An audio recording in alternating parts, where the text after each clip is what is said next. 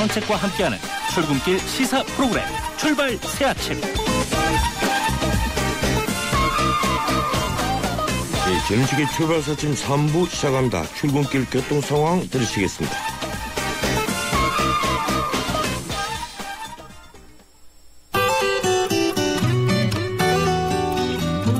출발 새아침 교통정보입니다. 우선 서울 외곽순환고속도로 판교에서 일산 방면 장수부터 송내까지 3km 구간 정체가 되고 있는데요. 김포 부근 2차로에서 승용차 관련 사고가 일어나 처리 중입니다. 다시 구리 요금소부터 상일 서안암 부근에서 각각 정체입니다. 반대 판교에서 구리 쪽은 계양부터 송내까지 6km 구간 밀리고 있는데요. 송내 부근 2차로에 승용차가 고장으로 세워져 있습니다. 이 때문에 1km 구간 여파를 받고 있고 이후 하기분기점부터 청계터널까지는 5km 구간 속도가 내려가 있습니다. 경인고속도로는 서울 방면 이제 신월 부근에서 2km 구간 밀려 지나고 있고요. 반대 인천 가는데 부평 부근부터 서인천 부근까지 4km 구간 속도 내기 어렵습니다. 도심 국회대로 따라 신월 나들목부터 목동교 쪽으로 속도가 점점 떨어지고 있습니다. 출발 새 아침 교통정보였습니다.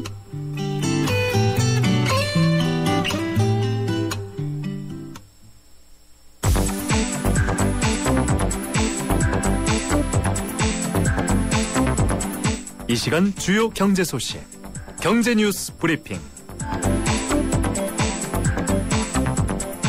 이번엔 경제 뉴스 알아보겠습니다. 한국경제신문 김민석 기자 전화 연결되어 있습니다. 안녕하세요, 김 기자님. 네, 안녕하세요. 예, 월요일 날 휴장이었으니까 어제 미국 증시가 3일 만에 열렸군요. 어떻게 됐습니까? 네. 뉴욕 증시의 3대 지수가 21일 혼조세로 마감했습니다. 다우지수는 44.12포인트, 0.27% 떨어져서 16,414.44를 기록했는데요. 반면에 S&P 500 지수는 0.28%, 나스닥 지수 0.67% 상승했습니다.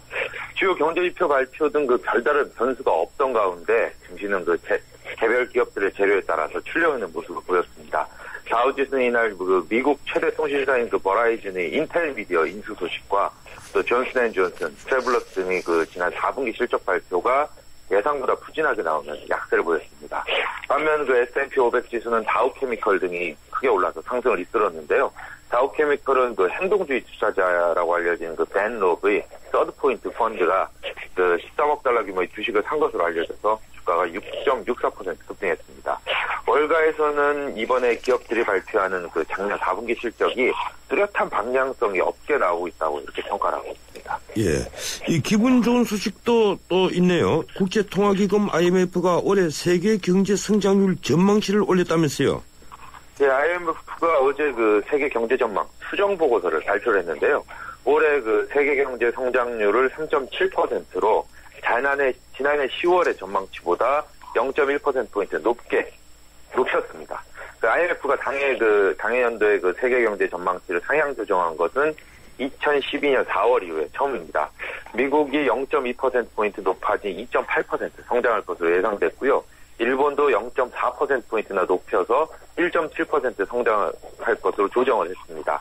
또 유로존과 중국도 각각 0.1%포인트, 0.3%포인트를 높여서 1%와 7.5% 성장할 것으로 내다봤습니다. IMF는 선진국의 내수가 살아나고 이에 따라서 중국 등의 수출이 반등하면서 세계 경제 성장률이 높아질 것이라고 설명했습니다. 다만 브라질이나 러시아, 남아프리카 공화국 등 신흥국들의 경우에는 성장률 전망을 오히려 낮췄습니다.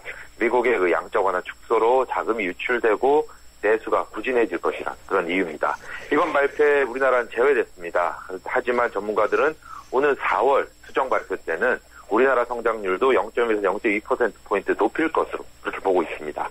IMF는 2015년에도 세계 경제가 3.9% 성장을 해서 올해의 성장세를 이어갈 것으로 그렇게 전망했습니다. 예, 그렇군요.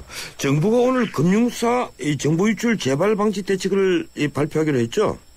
예, 국민들의 카드 정보 유출 2차 피해에 대한 불안이 계속 확산되고 있어서 어제까지 174만 명이 카드를 해지하거나 재발급 신청을 한 것으로 집계됐는데요. 이 같은 사상 최악의 개인정보 유출 파문을 수습하기 위해서 정부가 오늘 대책을 발표합니다. 대책에는 카드를 해지하는 즉시 개인정보를 삭제토록 하고요.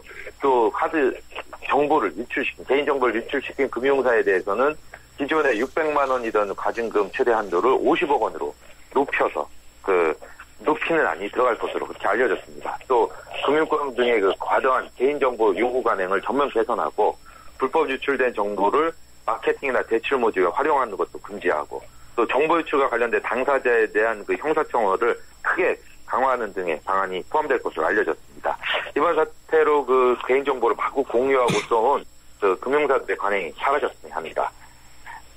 예, 유니클로, 자라 등 해외 저가 의류 브랜드가 날개에 돋친 듯 팔리면서 국내 패션 브랜드들이 대거 퇴출되고 있다면서요? 예, 일본 유니클로와 스페인 자라, 또 스웨덴의 H&M 등은 대표적인 제조 직매형 의류, 즉 SPA 회사입니다. 패스트패션이라고도 불리는데요. 이들은 전 세계의 공장과 유통망을 갖춰놓고 디자인부터 판매까지 일괄적으로 처리를 해서 원가를 낮추고 또 유행에 따라서 재빠르게 제품을 교체하면서 세계적인 인기를 얻고 있습니다. 우리나라에서도 인기가 높은데요. 유니클로는 작년에 국내에서 6,940억 원의 매출을 올려서 재작년보다 37%를 더 팔았습니다. 또 자라는 전년보다 22% 늘어난 2,038억 원어치를 판매했고요. 스웨덴의 H&M도 장국 지출 3년 만인 지난해 매출 1,000억 원을 돌파했다고 알려졌습니다. 이들 세계 해외 패스트패션 브랜드의 매출이 1조 원을 넘은 겁니다. 이에 따라서 작년에 국내 소정 패션 브랜드인 언더우드, 해리스턴 등 38개 브랜드가 퇴출됐다고 합니다.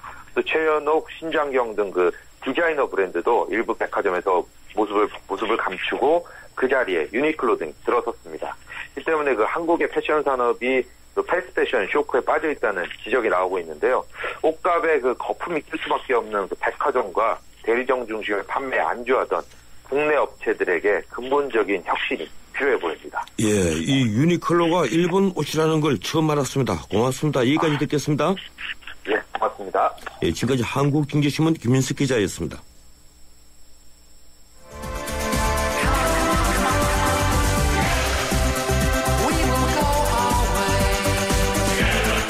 안녕하세요. 꼴꼴꼴의 신문선입니다. 페어플레이가 돋보이는 정통 시사 프로그램. 여러분은 저와 함께 YTN 라디오 전원책의 출발 새 아침을 듣고 계십니다. 중고등학생 교복은 평균 24만 원 정도에 판매됩니다. 그런데 실제 이 교복을 만드는 데 드는 비용은 동복의 경우 원부자재비 3만 원에 인민가공비 5만 원으로 8만 원에 불과하다는 조사 결과가 나왔습니다. 이 원가 8만 원에 광고비와 운송비 7만 원이 대지면서 대리점으로 넘어갈 때 출고가는 15만 원이 된다는 겁니다. 여기 대리점에서 9만 원 정도를 더해서 평균 24만 원에 판매되고 있다는 것이죠. 원가의 3배가 넘는 교복 가격에 많은 학부모들이 납득하기 어렵다는 반응을 보이고 있습니다. 이번에 조사를 진행한 한국소비생활연구원 의견을 듣겠습니다. 이혜영 본부장 전화 연결되어 있습니다. 안녕하세요, 이 본부장님. 네, 안녕하세요. 예, 이번 조사가 기재부에서 용역을 받아서 진행한 것이라고 저희들이 알고 있습니다. 어떤 취지에서 하게 된 조사입니까? 네, 우선 해마다 학기 초가 되면은 교복의 가격 문제가 논란이 되고 있었는데 소비자들로부터 이제 교복의 유통 비용에 거품이 있다는 지적도 있었고 또 중고생 자녀 가정의 가계 부담 요인과 또 학생의 과시적인 브랜드 선호가 교신을 내 위화감을 조성한다는 문제 제기로 인해서 진행됐습니다.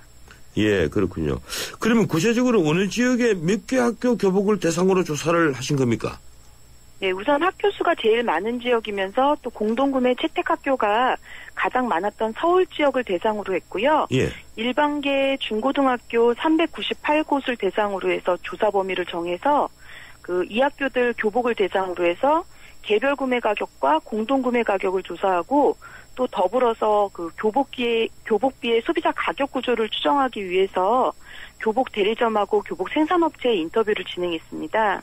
예, 그렇군요. 이 서울 지역의 398개 학교, 이거면 상당한 이제 조사 범위인데, 이 몇 개 회사의 제품이 조사 대상이 된 겁니까?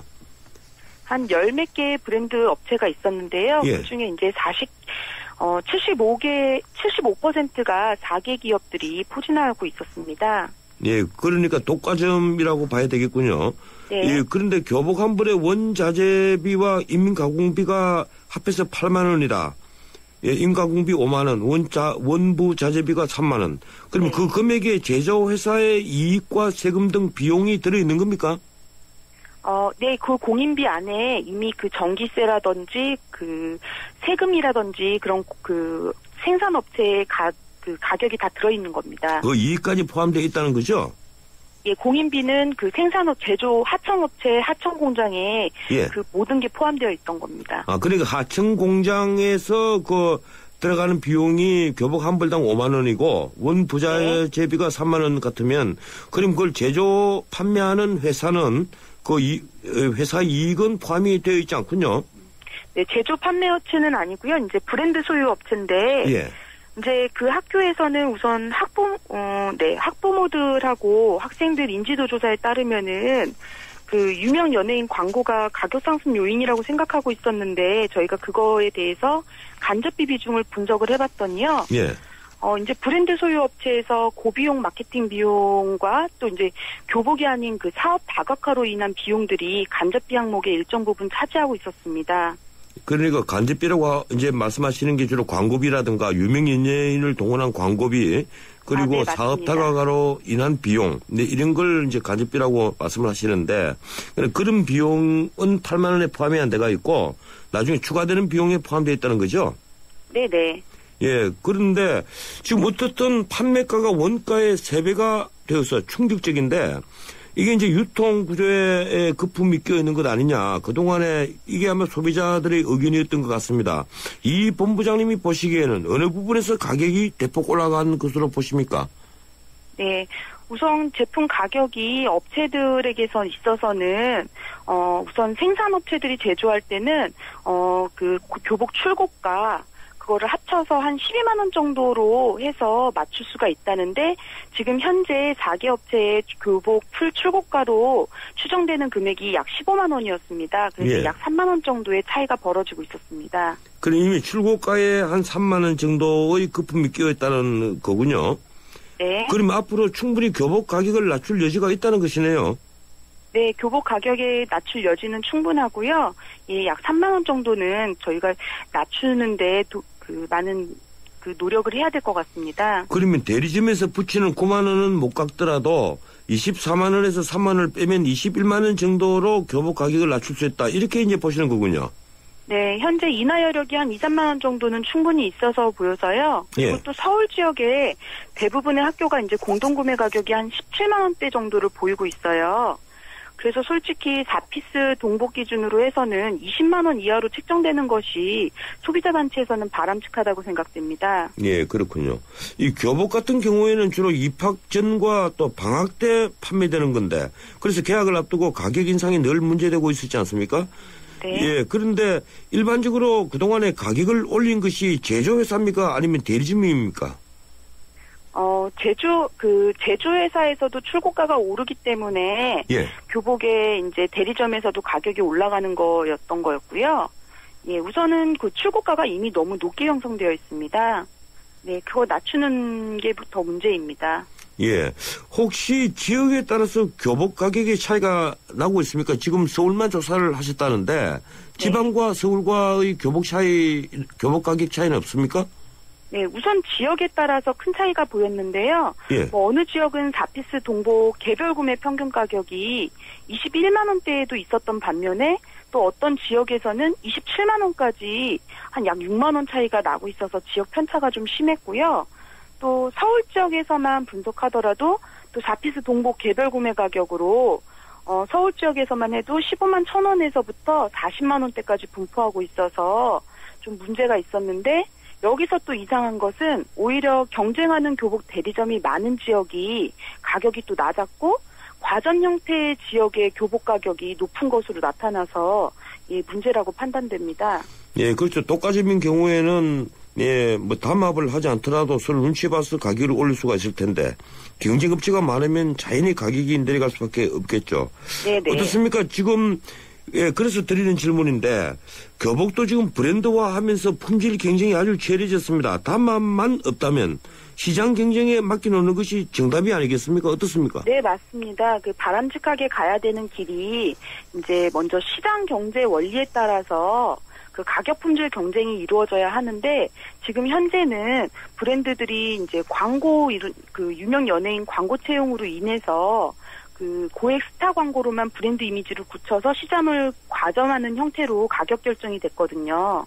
그래서 이를 막기 위해서는 그간에 이제 학부모들이 교복 공동 구매를 추진하고 있는데 그 공동 구매 활성화가 더욱더 이루어져야 되고요. 예. 내년도부터는 그 정책적으로 학교 주관 구매로 진행되게 됐습니다. 그래서 그 부분에 대해서 많은 학부모들이 지지해 주셔서 정책이 그 무력화되지 않고 바로 추진될 수 있도록 도움을 주시는 게 가장 중요할 것 같습니다. 예, 그러니까 공동 구매 방식을 하거나 또 방금 학교에서 일괄적으로 구매하신다고 그랬습니까? 네. 학교에서 브랜드 업체와 그러니까 직거래를 하신다는 거죠? 한다는 거죠? 아닙니다. 저희는 직거래를 지금 제한하는 건 아니고요. 예. 그 브랜드와의 직거래는 저희가 제한하는 게 아니고 그간에 이제 상대적 약자였던 제조 하청 공장들하고 또 이제 과다한 유통마점을 취하는 대리점을 제외하고 선량한 교복 대리점들이 다시 살아날 수 있는 상생 구조가 더 중요하다고 보거든요. 예. 그리고 또 교복 가격 결정에 있어서 소비자 구매력도 되찾아줘야 되고 또 시장 경제 논리에 따른 가격 품질 경쟁이 제대로 되기 위한 공정한 시장이 되기 위해서 저희가 학교 주간 구매 제도가 활성화시키려고 하는 것입니다. 예, 고맙습니다. 여기까지 듣겠습니다. 네. 지금까지 한국소비생활연구원 이혜영 본부장이었습니다. 채소 과일이 건강에 좋다고 하면 승우 씨는 말하죠. 알고 있어. 그런데 미국 암협회에서 암 예방을 위해 채소 과일 하루 2컵 반 섭취를 권장한다고 해도 그럴까요? 그래? 그럼 더 먹어야겠네. 챙겨주세요. 미리미리 챙기는 가족 건강. 예, 3부 순서 여기서 마치고 잠시 뒤 4부 이어갑니다. 여보, 우리 집 도로명 주소 알아? 그럼 당연하지. 대안길 5번이잖아. 벌써 알고 있었네. 도로명 주소는 도로 왼쪽에는 홀수, 오른쪽에는 짝수 번호 건물이 순서대로 있으니까 도로 이름과 건물 번호만 기억하면 쉬워. 와, 알려주기도 찾아가기도 정말 편하겠네. 네. 각종 민원 신청할 때도 우편물을 보내거나 길 찾을 때도 이젠 도로명 주소. 도로명 주소 홈페이지나 주소 찾아 앱에서 우리 집 주소를 꼭 확인하세요. 이 캠페인은 국민의 안전과 행복을 생각하는 안전행정부와 함께합니다. 줄줄 새는 바람 따라 줄줄 새는 난방비 금세 바람 막으면 새는 돈도 막을 수 있지. 겨울철 전기 절약 울랄라 겨울에 내복 입은 당신이 멋져. 전열기 사용 줄이는 당신만 멋져. 겨울철 전기 절약 울랄라 높아지는 전력 사용 비교 시간대에 맞게 절약하는 당신. 겨울철 전기 절약 울랄라. 에너지 절약은 올겨울 가장 가치 있는 행동. 이 캠페인은 산업통상자원부와 에너지관리공단이 함께합니다.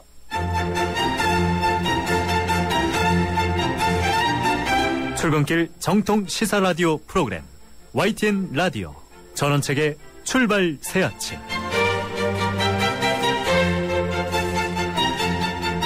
예, 지금쪽의 출발 새아침 4부 순서 시작합니다. 광고 하나 듣겠습니다. 하이마트 무한만족팀, 뭐 좋은 아이디어 없나? 그렇다면 하이마트 신년 축하 사은 대잔치. 풍성한 사은품과 최고 200만원 캐시백, 최고 24개월 카드 혜택을 1월 10일부터 26일까지. 자세한 내용은 매장에 문의하세요. 전자제품 살 땐 하이마트로 가요. 미디어에 그려진 세상 뉴스와 뉴스의 뒷이야기. 출발 새아침 미디어 포커. 매주 수요일 마련하는 미디어 포커스 시간입니다. 뉴스의 이면을 들여다보고 기자가 주목한 부분을 짚어보는 시간이죠.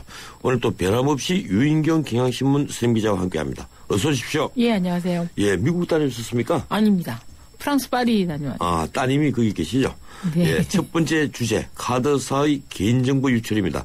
이미 이 문제 불거지기 전에 저희 프로그램에서 몇 차례 다뤘던 문제인데 막상 사건이 터진 뒤에 휘발성이 너무 높아진 것 같습니다. 네. 그만큼 전 국민이 연관되어 있는 데다가 또 자신이 피해자가 될 수 있다는 공포심이 든 것인데, 그래서 이제 월요일, 화요일 그리고 오늘까지 거의 모든 신문의 헤드라인이 이 문제를 다루고 있습니다. 예, 어쨌든 어제 아침까지만 하더라도 카드사 대표들 고개 숙이고 책임지고 해결하겠다고 하다가 오후에 줄줄이 사표를 냈는데 네. 예, 그렇지만 논란은 수그러들지 않고 있습니다. 지금 어떻게 진행되고 있습니까? 예, 뭐 정부 대책안을 발표하겠다는 얘기는 좀 전에도 이 방송에서도 소개가 됐었고요. 예. 근데 이제 롯데, 뭐 농협, 뭐 국민카드가 굉장히 큰 카드사일 뿐더러 이 숫자도 또 어마어마하고 또 앞으로 벌어질 일을 예측하기 어렵기 때문에 어떤 분들이 이 얘기가 나오니까 개인정보 유출이라는 게 맞냐. 대한민국에 개인정보가 있냐. 모든 게 공공정보지. 모든 게 다 털려있는 상태에서 이제 뒤늦게 헐리우드 액션처럼 뭐 카드사 임원들이라든가 금감원들 책임지겠다고 하는 것도 이제 믿고 싶지가 않다라고 하는 거죠. 이게 뭐 사상 초유의 사태만이 아니고 몇 번씩 할 때마다 임시미봉책으로 누르고 덮어져서 다 둘러왔지만 이제는 정말 좀 제대로 된 수술이 필요한 시점에 왔다라고 해서 불만이 취업구조에 이른 거죠. 예, 일부에서는 그런 얘기를 합니다. 어제 저녁 때 제가 들은 얘기인데 지금 이 개인정보 틀렸다고 불안해하고 하는 것 아마 한 3, 40년 뒤에는 호랑이 담배 피우던 시절을 얘기하될 거다. 네. 앞으로는 개인정보란 건 없다. 네. 그러니까 태어날 때부터 모든 정보는 다 모아지고 그 사람이 무슨 밥을 먹는지 무슨 옷을 입는지 그렇죠. 어디로 움직이는지 노선이 다 체크가 되죠. 다 알리면 알 수 있다. 네. 예, 지금도 그렇죠. 지금도 그렇죠. 근데 이 그 개인정보가 깜짝깜짝 놀랄 것은 뭐 카드 유출된 것만이 아니고요. 아마 변호사님도 체감을 하셨겠지만 뭐 자동차 보험이 만료 기간이 되면 정말 알지도 못하는 모든 그런 보험사에서 전화가 오지 않습니까? 예. 알려준 적이 없는데 그다음에 무슨 카드를 쓰고 있으시죠? 그러면서 뭐 연관돼서 보험회사에서 또 오만 뭐 임플란트 보험들라 뭐라들라 뭐 치매보험들라 이렇게 오는 거 보면 그동안 우리가 무감각하게 하는 사이에 이미 우리의 신용정보나 개인정보 너무 많이 노출이 된 거고요. 더구나 지금 보면 카드사나 은행업체가 문제는 이번에 그 드러나는 것이 그냥 기존의 카드 고객만이 아니고요. 이미 사망한 분들까지 신용정보까지가 다 축적이 돼 있는 상태여서 예. 그런 그 은행이라든가 카드사에서 그냥 정말 너무나 이렇게 많이 모아놓고 싹쓸이식으로 모아놓고 정작 관리를 주먹구구식으로 했다라는 게 더 문제가 있는 것 같습니다. 예. 어쨌든 이번에 그 터져 나온 문제가 예고된 인재다. 네. 이런 얘기인데. 이 유출 과정을 보면 너무나 보안 불감증이라는 게 늘어나는데 개인정보가 8천만 건? 뭐 1억 건으로도 뭐 예상이 되는데 이게 보안의식이 정말 취약한 게요. 외주업체 직원에게 보안 해제권을 줘서 예. 내부 자료를 볼 수 있도록 했어요. 그리고 외주업체 직원이 이동식 저장 장치인 그 USB를 사용할 수 있었기 때문에 가능한 일이거든요. 근데 카드업계에서도 도대체 어떻게 USB를 사용할 수 있는지 이해되지 않는다고만 할 뿐이지 뭐 자기네들이 대책을 내놓지 않는 거죠. 예, 막상 금융위원회에 네. 이 보안을 담당하고 있는 사무관이 한 사람밖에 없습니다. 그러니까요. 예, 제가 어제 그걸 지적을 네. 했는데 예. 너무 참 기막히는 현실 아니냐. 예. 그래서 제가 어제 아침에 이 금융위원회 그리고 금감원 이 쉽게 말하면 금융 문제를 감독하고 지휘하는 이 사령탑에서부터 책임을 져야 될 문제다. 그렇죠. 제가 그 얘기를 했었는데 네. 어떻습니까? 지금 이 상태에서 우리 그 국민들에게 직접적인 피해는 아직까지 발생하지 않았다. 이렇게 계속 당국은 강조를 하고 있는데 당장 이 정보가 새어나갔다면 앞으로 피해가 발생은 할 수밖에 없는 상태죠. 그렇죠. 그다음에 이게 외국에서 주로 이전에는 외부 해킹이 들어와서 걱정을 했지만 이제 내부에서 이거 내출된 거기 때문에 더 우려가 있기도 하고요. 그다음에 이런 것들이 이제 우리가 뭐 구글이라든가 뭐 네이버 다음 이런 식으로 우리가 인터넷으로 연결된 게 이제 많아서 특히 무슨 게임이라든가 인터넷 게임이라든가 이런 걸로 비용이 손실돼서 지금 문의들이 굉장히 많이 오고 있는 상황인데 문제는 금융당국이나 뭐 이런 데보다는 모든 피해 소명을 소비자가 해야 된다라는 게 있는 거고요. 예. 이 카드다 뭐 재발급을 받거나 할 때도 원래 뭐는 다 책임지겠다고 해놓고 처음에 한 1,000원씩 재발급 수수료 받으려다가 아이고 이제 죄송합니다 하고 워낙 예. 민원이 잦으니까 원성이 잦으니까 해주지 않았던 뭐 이런 것도 있기도 하고요. 결국 지금 뭐 너무 지금 발표하는 대책이나 이런 것도 좀 뭐 무마용이 아닌가 뭐 이런 것들이 있어서 좀 안타깝고 아까 전 변호사님 말씀하셨지만 개인정보를 규율하는 그 법률 자체가 정말 신용정보보호법 전자금융거래법, 개인정보보호법 등 나누어져 있을 정도로 그동안 너무너무 혼선도 많았습니다. 제대로 된 책임자도 없고 또 나눠져가지고 뭐 혼선도 이루어지고 그럼 어쩌라는 얘기인가. 그동안은 너무나 불감증 뭐 이런 것들을 했었다는 거죠. 예. 이 일각에서 그런 얘기를 해요. 지금 카드사들이 자기들이 비용을 줄이기 위해서 지금 대책을 자꾸 소극적으로 내놓는데 네. 사실은 카드를 전부 다 재발급해 주는 것 네. 그게 첫 번째 대책이다. 그렇죠. 예, 그리고 두 번째는 그 카드가 전부 재발급될 때까지는 누가 피해를 입고 있는지 일일이 확인하지 못하고 불안감에 있으니까 카드 사용이 되면 그 내역을 즉시 카드 소지자에게 통보를 해줘야만 한다. 예, 그래서 그거를 이제 해주겠다고 큰 생색 내듯이 했어요. 예. 근데 그 월 워낙은 300원 정도의 금액인 건데 그것도 1년간 정도만 해주는 거여서 예. 제대로 된 해결법은 아닌 거죠. 예, 그렇죠. 예. 예, 어떻습니까? 지금까지는 피해가 없다고 하는데 이게 외국에서 그 사용을 할 때는 네. 비밀번호가 필요가 없고 네. 유효기간 그리고 카드만 있으면 된다면서요. 네. 카드 번호만 있으면. 그렇죠. 대면에서 하는 것보다 또 뭐 유선상이라거나 인터넷으로 하는 경우도 굉장히 많기 때문에 예. 2차 피해가 오고 있는데 이제 그 많은 소비자단체에서 이제 하는 것이 징벌적 과징금 제도를 만들자. 징벌적 과징금 제도라는 게 뭐냐면 기업의 불공정 행위나 불법 협행 의도로 피해가 발생하면 징벌 차원에서 실제 손해액보다 훨씬 큰 규모의 과징금을 내자라는 예. 얘기입니다. 그래서 1984년도 얘기긴 한데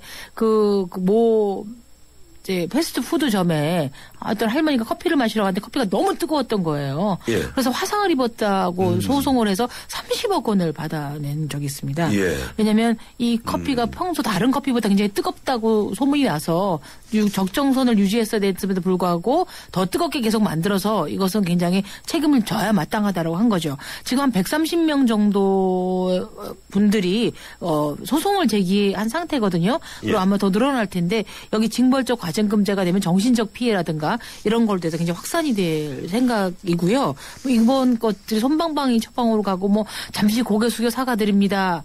뭐 전 신문에 지금 사과 광고를 예. 냈던데 이것만으로 해결될 얘기는 아니라는 거죠. 이 지금 징벌금 과징금이 성립이 되려면 네. 악의적이거나 혹은 중대한 과실이어야 되는데 네.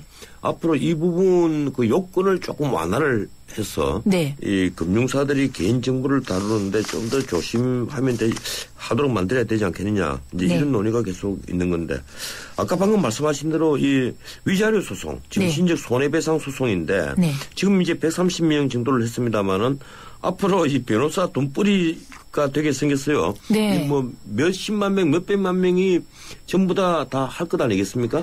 저도 살짝 하고 싶은 생각이 들고요. 제가 공교롭게도 이 세 개 카드를 다 소지하고 있습니다. 하필. 그렇습니까? 예.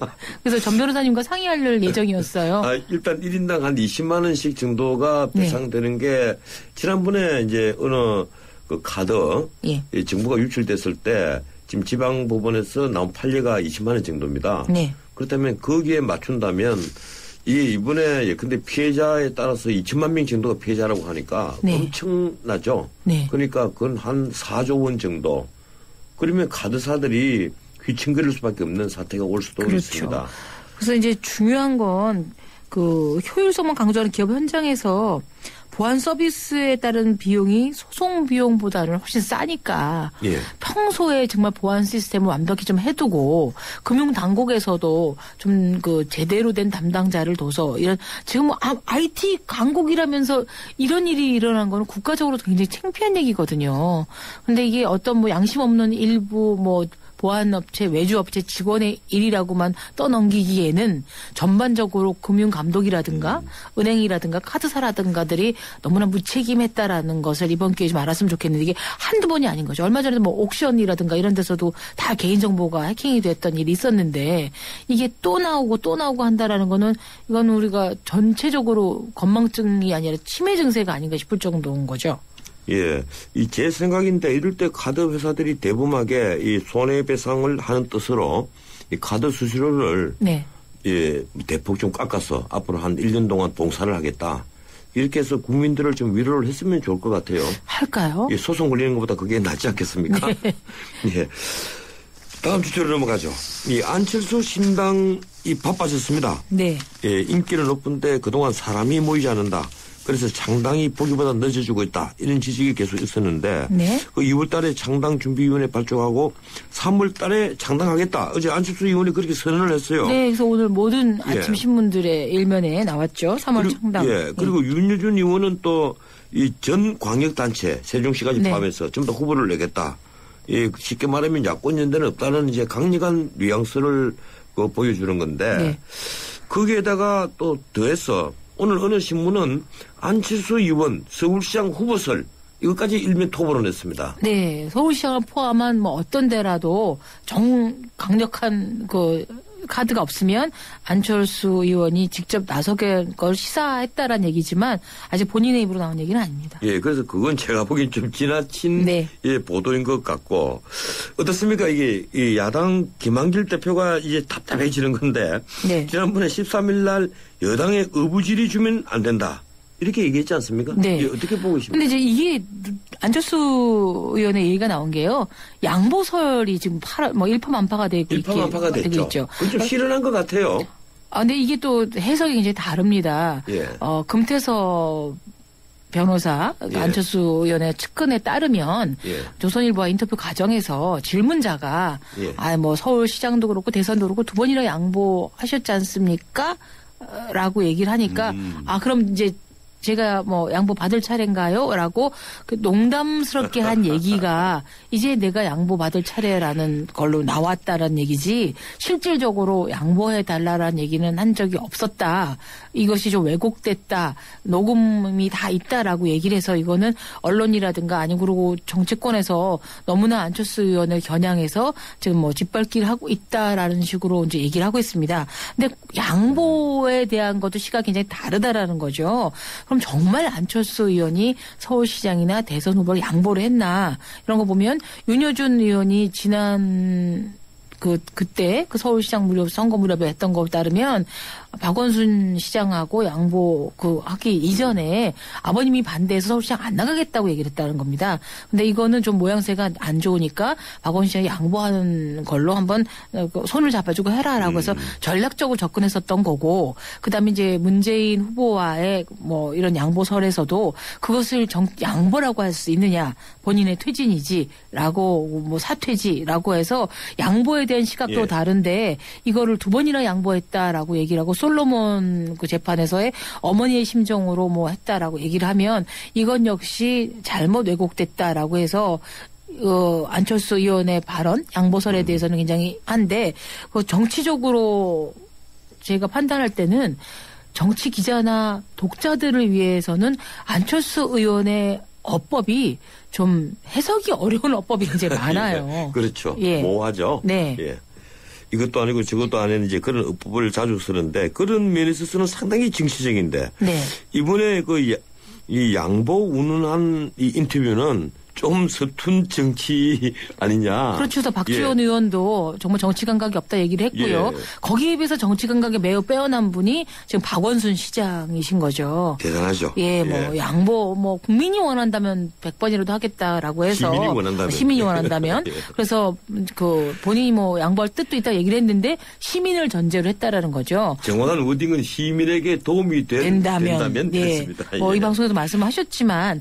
근데 그래서 진짜로 안철수 의원이 내가 나올 테니 양보하라고 했으니까 기껏 양보를 한다면 이분은 그럼 다음에 대선 가도가 탄탄대로가 되는 거죠. 예, 그렇죠. 예, 그래서 뭐를 해도 잃을 것이 없는 발언을 했기 때문에 정치 고수구나라고 박원순 시장은 좀 평가를 받은 반면에 안철수 의원은 지금 새정치에 대한 의욕만 있을 뿐이지 아직까지 정치 공학적인 그게 낡은 정치법일지 모르지만 그건 국민하고 조금 덜 소통이 되지 않나라는 것들을 하고 있는 거죠. 예, 어떻든 이 안철수 신당이 그동안에 참 상당히 지지부진하고 네. 뭔가 업법에도 문제가 있었지만 뭔가 네. 되는 것도 없고 안 되는 것도 없고 이러다가 이번에 윤여준 전 장관이 의장으로 들어가면서 네. 상당히 활기가 있어지고 그렇죠. 언론에 또 강력하게 어필하는 부분이 없지 않아 있습니다. 예, 그렇죠? 전략통이시고 책 사시고 그다음에 정치공학적 논법으로는 그분이 굉장히 베테랑이시기 때문에 그리고 언론의 감각이 탁월하셔서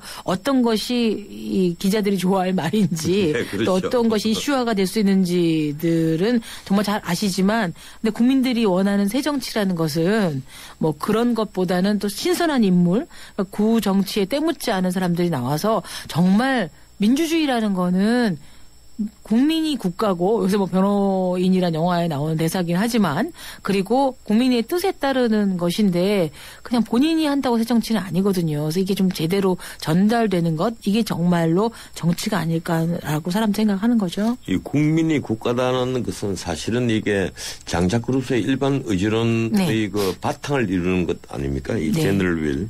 근데 그 자체가 자칫 잘못 사용이 되면 바로 히틀러나 그 레닌 그리고 김일성이 같은 독재 정치의 그 이론적 근거가 되거든요. 그렇죠. 그래서 좀 조심해야 될 부분은 있는 것 같아요.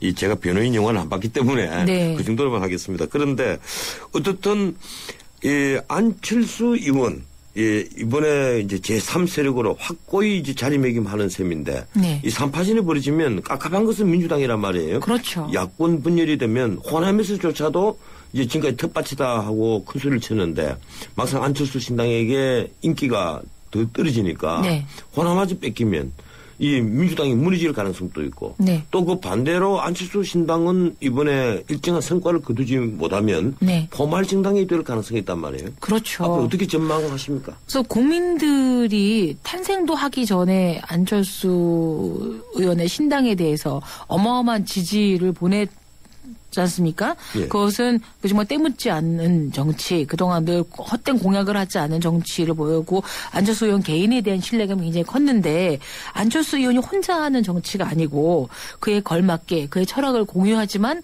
국민들의 지지도 받는 인물들이 많이 나오셔야 되는데 현재까지 참여하겠다는 분은 어마어마하게 많죠. 그런데 국민들에게 맞다 저분이라면 하고 공감하는 분들은 조금 드문 것 같습니다. 구체적으로 뭐 인물들 일일이 거열하면 그분들에 대한 자존심이 상할까 말씀 못 드리겠습니다. 유인경 기자님에게 혹시 오프 안 왔어요? 전혀 연락 없습니다. 그렇습니까? 새 정치와 어울리지 않는 분들. 저는 헌정치도 안 합니다. 네. 그래서 이런 것들 좀 실망감이 있는데 뭐 인물만이 아니라 정책으로도 보여줘야 되겠지만 어차피 이런 뭐 그 지자체 선거는 좀 바람이 좀 큰 요소가 크기 때문에 어떤 바람을 불러일으킬 어떤 목소리를 낼지에 대해 기대를 하고 있는데 아직까지는 조금 기대일 뿐이지 확실하게 손에 잡히는 건 없어서 좀 서로가 다 불안한 상태이고요. 새누리당은 지금 저 콧노래를 부르는 것 같습니다. 네, 그래졌죠. 네, 또 민주당 인기도 떨어진 데다가 연대를 하지 않겠다고 확실하게 선을 그은 거잖아요. 야권 연대를 하지 않겠다고. 그렇기 때문에 지금 뭐 누가 나오더라도 어부지를 얻지 않을까라는 생각이 많이 들고 그래서 좀 약간 한 발짝 빼셨던 김황식 전 총리도 나가리 양이 있다고 얘기를 하시고 정몽준 의원도 뭐 어제 좀 전향적인 발언을 하셔서 서울시장 거리를 두셨다가 뭐 이런 상황이라면 하고 나온 걸 보면 이 안철수 씨의 파장이 훨씬 더 큰 것 같더라고요. 정치는 이렇게 옆에서 구경하면 참 재밌어요. 저도 옛날에 대선 캠프에서 한번 일해봤지만 안에 들어갔으면 모든 게 바빠지는데 마음까지 바빠지는데 이 밖에서 구경하면 참 재밌는 게 정치인 것 같습니다.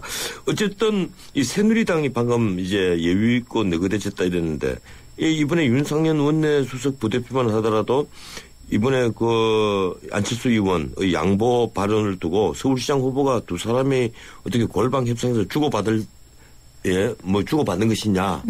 그래서 참으로 뭐 이런 얘기까지 해서 또 구설수에 올랐습니다. 그런데 사실 말은 지금 3파전이라고 하지만 지금 일각에 있어서는 어차피 야권에 나중에 패배를 하면 책임론이 나올 것이니까 호남에서는 경쟁하더라도 호남을 제외한 충청권 그리고 수도권에 있어서는 야권 연대로 갈 수밖에 없을 것이다. 최소한 후보 단일화로 갈 수밖에 없을 것이다. 이런 얘기들이 있습니다. 어떻게 전망하십니까? 그런 기대를 많이 하고 있습니다. 그리고 지금 새누리당이 이렇게 헐하고 논평할 지금 위치가 아닙니다. 지금 뭐 누가 더 새누리당이 이뻐서 뭐 이런 것이 아니라 기대감들이 있기 때문에 좀 한 거기 때문에 야권 연대를 통해서라도 좀 지금 현 정권에 대한 좀 저항, 제동, 이런 것들을 걸어주는 의지도 필요할 것 같은데, 이쪽들이 지금 자기 밥그릇도 제대로 못 챙겨 먹고 있는 상황에서 본인들만 느긋하는 것도 좀 문제가 있는 것 같고요. 호남에서도 지금 민주당이 2선 이상한 분들에게는 다시 의원권을 공천권 주지 않겠다. 이런 걸 새정치라는 게 근데 꼭 그렇게 텃밭에서 승승장구한 사람들을 누르는 것만은 아니거든요. 그것이 말입니다. 신망이 높은 현 정치인이나 주민이나 뭐 그런 분들이라면 정말 그 주민들의나 이런 사람들 마음을 들어줘야 되는 거지 이런 것들도 좀 얼마나 소통이 돼 공감이 되는지 그리고 정말 낮은 거리에 나와서 정말 사람들 마음을 보는 마음이 좀 부족하지 않나 항상 원탁회의 안에서 무슨 회의만 통해서 나오기 때문에 이런 문제가 생기지 않나라는 생각이 들어서 좀 안타깝습니다. 예, 방금 우리 윤경 기자님이 정확한 말씀을 해주신 것 같아요. 예, 원탁에서 늘 회의만 하니까 예. 이런 말들이 나오는 것 아니냐.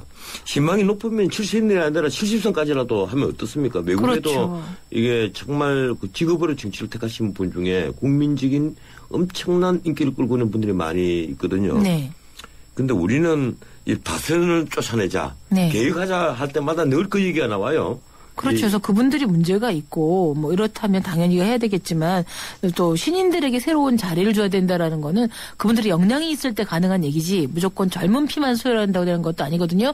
젊은 사람들 중에서 또 고혈압 환자, 당뇨 환자도 많은데 그 피가 꼭 맑은 피인지 새 피인지는 그건 뭐 검토해봐야 일이죠. 예. 아까 그 금융사들의 이 개인정보 유출을 두고 몇 분이 그 문자 메시지를 보내주셨습니다. 그중에 두 분만 제가 소개를 해드리죠. 3826님 그리고 6584님 똑같은 의견입니다. 강력한 처벌을 했으면 이런 일은 없었을 것이다. 맞습니다. 정말 그렇습니다. 예. 예, 동감하시죠? 너무너무 동감하죠. 처벌을 그냥 뭐 잠깐 뭐 땜빵 때우기로 아니고 일벌 100개를 해야 되고요. 이것이야말로 제대로 되는 게 중요하지. 정말 이 대통령께서 창조만 생각하지 마시고 있던 거 잘못된 것도 좀 자로잡는 것. 새로운 구상만 예. 하지 마시고 낡은 그런 것들 없애주는 것도 신경 써주셨으면 좋겠습니다. 예, 그렇군요. 고맙습니다. 여기까지 듣겠습니다. 예, 지금까지 그 매주 수요일 마련하는 미디어 포커스 윤경 경향신문 스님 기자와 함께했습니다. 놈이라고 깎아주시는 겁니까 지금? 아 굶게 이 정도 피자면 강남필인디. 아 우리 돈 많아라. 점심엔 5,900원 맞습니다.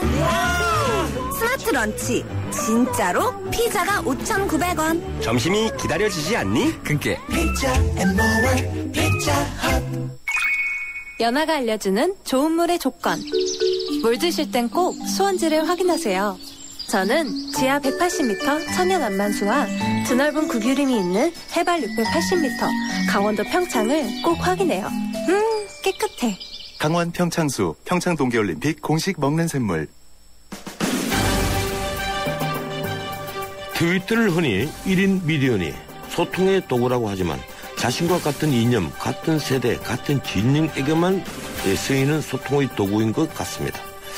이번에 방송통신심의위원회 보도 교양 부분을 맡고 있죠. 임순애 위원이 그 트위터를 통해서 박근혜 대통령을 저주하는 글을 리트윗해서 논란을 빚고 있습니다. 방송통신이 심의위원이라면 그것도 보도 교양 부분을 심의하는 분이라면 그 자리는 남을 심판하는 자리입니다. 그래서 진영 논리에 빠져 남을 비난해서는 안 될 것이며 더더욱 수준 이하의 글을 옮겨서는 안 되겠죠. 그런데 그분 대통령이 탄 비행기가 추락해서 적사하라는 이런 저주의 글을 리트윗했습니다. 이 정도로 저주에 차있다면 누가 이분이 한 심판에 승복하겠습니까? 이분이 보도 교양 부분을 심의한다는 것 자체가 난센스 아닙니까? 그런데 그분은 이 저주의 글을 현재 국민의 정서로 받아들여야 하지 저주 운운하면서 몰아붙여서는 안 된다고 했습니다. 이쯤 되면 제가 더 이상 논평할 가치가 없는 것 같습니다. 오늘은 여기까지입니다. 지금까지 진행의 진은책 변호사였습니다. 날씨가 대단히 춥습니다. 건강 유의하십시오. 내일 뵙겠습니다. 고맙습니다.